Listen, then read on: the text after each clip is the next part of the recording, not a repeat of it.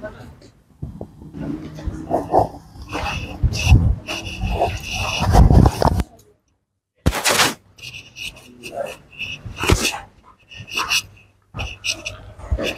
dari sini bang. Enggak bang. Agenda hari ini kami sudah melakukan monitoring atas proses penanganan perkara di tingkat kejaksaan. Karena sebagaimana kami informasikan yang lalu, berkas sudah dilimpahkan tahap 1 di kejaksaan. Untuk itu, kedatangan kami ke sini untuk memastikan apakah berkas itu sudah dilakukan penelitian oleh tim kejaksaan atau tidak. Dan yang kedua, kami ada menambahkan bukti tambahan terhadap anak korban ini. Karena dari bukti awal itu hanya didapat bukti-bukti luka-luka memar gitu. Dan dikarenakan anak korban ini mengalami batuk-batuk, di akhir itu kami memutuskan dari orang tua untuk melakukan ronsen, ini pemeriksaan luka dalam. Jadi berdasarkan hasil ronsen itu, kami sudah mendapatkan informasi bahwa anak korban, khususnya yang berusia 2 tahun, mengalami fenomenia dan skoliosis.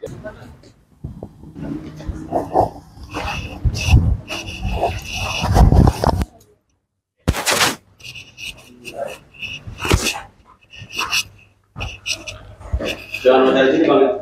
Enggak bang.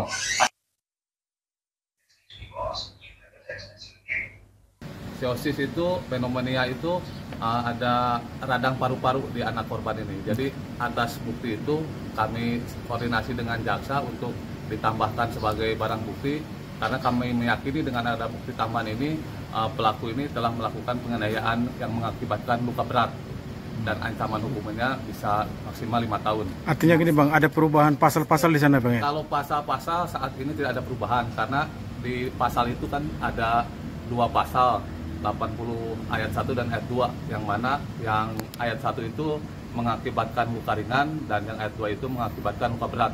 Jadi dengan adanya bukti ronsen ini kami meyakini bahwa perbuatan pelaku telah mengakibatkan luka berat bagi anak korban. Bang, sejauh ini ada intervensi dari backing-backingnya nggak bang? Skoliosis itu karena ada tendangan dan bantingan dari si pelaku.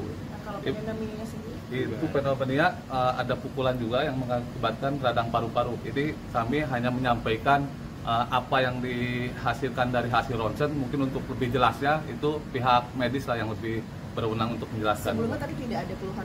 Sebelumnya tidak ada.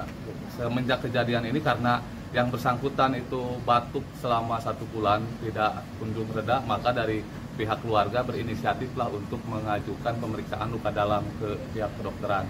Dan hasilnya memang terbukti yang bersangkutan ada luka dalam. Kalau backing-backingnya tadi ada intervensi nggak bang? Sejauh ini untuk intervensi, karena kami sudah melakukan pengaduan terhadap LPSK, jadi kami meyakini LPSK bisa mengawal untuk backing itu. Kami rasa ya saat ini masih dalam koridor yang lurus-lurus saja. Dari LPSK sih menilai sejauh ini belum ada ke arah situ, tapi kami meyakini LPSK nanti bisa bersinergi dengan pihak kejaksaan. Kalau penelahan ini ada berapa tahap Pak? Penelahan ini? Penelahan di sini? Kejaksaan ini tahap pertama penelitian. Untuk penelitian ini kurang lebih prosesnya sekitar 14 hari. Jadi nanti dari 14 hari, kalau memang menurut kejaksaan berkas sudah dinyatakan lengkap, baru proses pelimpahan tahap 2, yaitu tersangka dilimpahkan ke kejaksaan dan untuk kemudian disidangkan. Tapi kalau memang ada nanti kekurangan berkas, akan ada P19 berkas dikembalikan ke pihak penyidik untuk dilengkapi. Kurang lebih 14 hari lah prosesnya. Ini kan berkasnya memang belum diserahkan ya, berarti ke sini. Sudah diserahkan, sudah di sini, berkas sudah di kejaksaan. Tadi kami pastikan berkas sudah di kejaksaan, masih dalam proses penelitian oleh jaksa peneliti. Ada berapa jaksa yang tunjuk bang untuk penanganan ini? Jaksa ya, kalau jaksa sih untuk jaksa peneliti ya 1 orang. Kalau gambaran kira-kira si pelaku ini bakal kena pasal berapa dan hukumannya berapa tahun ya? Kalau berdasarkan bukti yang kami miliki saat ini, seharusnya pelaku bisa dikenakan pasal yang mengakibatkan luka berat gitu, dengan adanya luka dalam ini, pasal 80 ayat 2 di Undang-Undang Perlindungan Anak. Ancamannya bang? Ancamannya 5 tahun penjara. Kalau tuntutan korban sendiri apa sih bang? Ya kalau tuntutan korban sih nggak muluk-muluk, yang penting proses ini berjalan dengan lancar, tidak ada intervensi dari pihak manapun, pelaku bisa mendapatkan hukuman yang setimpal. Tadi kan yang abang sampaikan ada anak anak si korban dapat apa? Luka, bukan luka, cedera skoliosis ya? Iya. Itu tuh berarti bisa digambarkan bisa sampai seumur hidup tuh si anak gitu. Mungkin Apa pasalnya kan memang mengaturnya ancaman 5 tahun enggak, maksimal. maksudnya si bayinya ini? Oh, Cederanya. lukanya ya bisa mengakibatkan cedera seumur hidup. Lukanya sih bisa mengakibatkan. Bang, kalau dia seorang influencer parenting ada pidana tambahannya nggak kira dari di luar pasal Kalau undang-undang untuk itu? pidana tambahan ini dalam Undang-Undang Perlindungan Anak kan dikenakan restitusi khususnya untuk kasus penganiayaan ini. Jadi ada ganti rugi material apabila yang bersangkutan tidak membayar restitusi, maka akan dikenakan subsidiar pidana tambahan berupa ancaman penjara juga. Nah, ini yang lagi diproses dari LPSK sama kejaksaan, nanti akan melakukan koordinasi untuk pidana tambahan itu. Jadi Bang,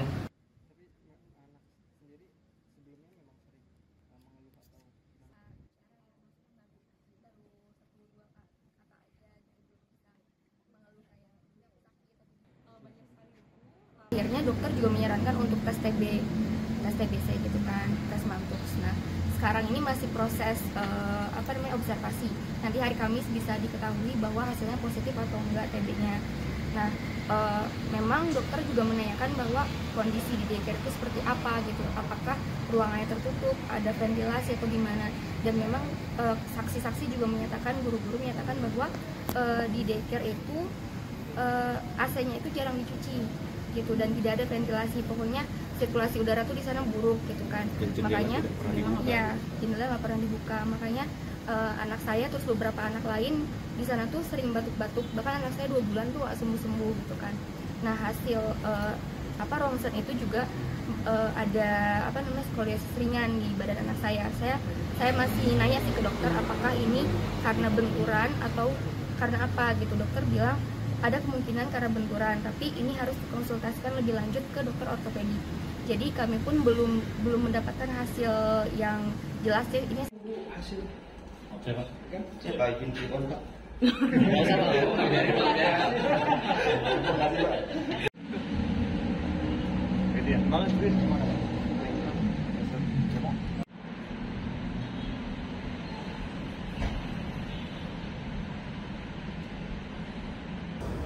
Jadi kasus Vincent School ini kan kalau pelaku kan memang sudah kita tahan. Kita tinggal melengkapi alat bukti yang digunakan nanti untuk pemberkasan. Nah, sejauh ini visum sudah keluar, tapi memang yang berhak untuk menjelaskan lebih rincinya itu dokter ya. Tapi kita lihat sekilas ada memar dari korban. Sedangkan visum psikiatrikum kepada korban yang usianya di atas 1 tahun ini sedang kita ajukan, nanti akan dilakukan pemeriksaan kepada korban. Nah, kita juga melihat bahwa ini dari video yang kita lihat, perbuatannya ini adalah perbuatan yang bukan sekali tapi perbuatan berulang. Sehingga dengan perbuatan berulang ini maka si pelaku kita jerat dengan pasal berulang untuk supaya dia dapat ancaman hukuman yang lebih tinggi. Ini pemberkasan masih kalau perpanjangan penahanan sudah ya. Perpanjangan penahanan sudah. Ya. Kalau tahap 1 belum, karena ini kan kita baru mendapatkan hasil visum, sama kita nunggu visum psikiatrikum dari korban yang satunya itu hasil yang di atas 1 tahun.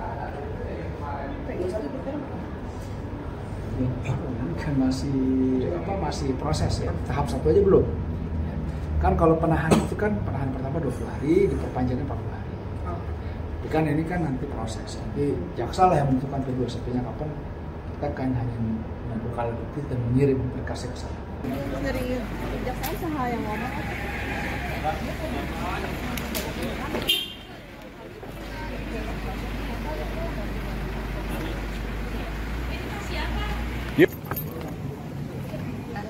sebelumnya nggak ada. Terakhir itu kita periksa ke dokter anak saya ya, itu bulan Februari, bulan Maret.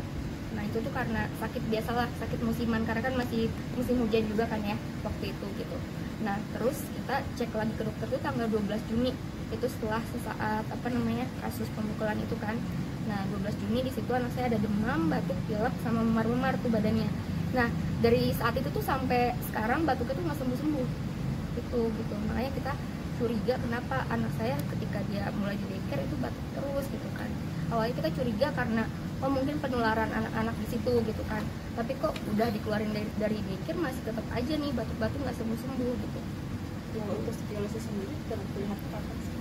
Di rongsennya itu Ada artinya sebelum rongsen ada kecurigaan apa dari orang? oh, nggak ada karena kalau memang dari postur tubuh nggak terlihat secara jelas gitu.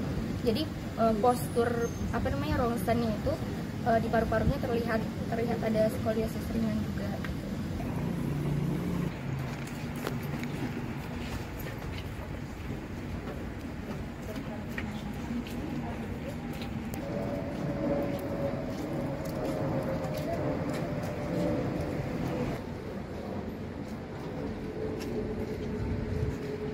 Panggil itunya dulu ya.